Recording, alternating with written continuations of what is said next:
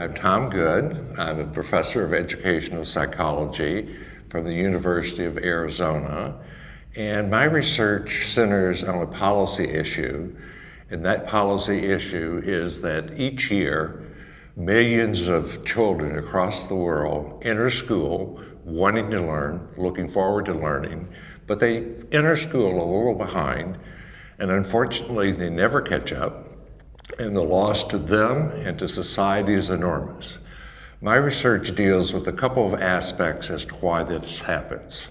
First of all, we have teacher expectations, and teachers see some students as more talented, as they are, some students as less talented, and in their interest in trying to improve students and to move them as quickly as they can to become successful learners, they react to cues that students bring. For example, if they think that a student is less capable, when they call on them and the student doesn't answer, they give them the answer because they don't want to embarrass them, or they're calling another student to do so.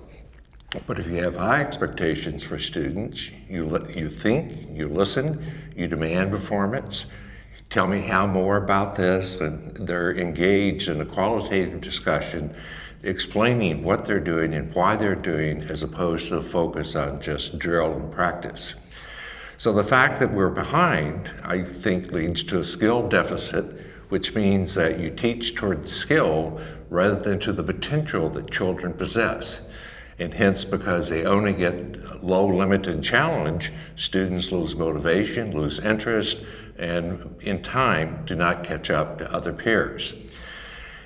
Teacher expectations work in all sorts of ways, but another area that I've been doing research on is teacher effectiveness. And we know that some teachers make more of a difference than do others.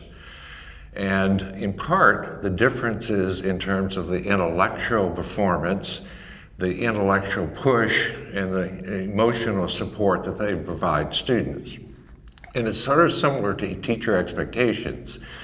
If you think you're going to get performance, you're more likely to demand it and provide the opportunities. And we know now that teachers can make up as much as 15-20% of the variation in student learning. Controlled experiments have shown that teachers can be taught the behaviors of high expectation and high effective teachers in ways that change their behavior and their student learning.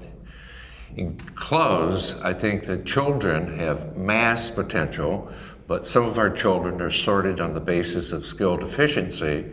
Then they're taught to, with practice, drill sheets, memorization, and never have the opportunity to be intellectually challenged and to become excited about what they're doing.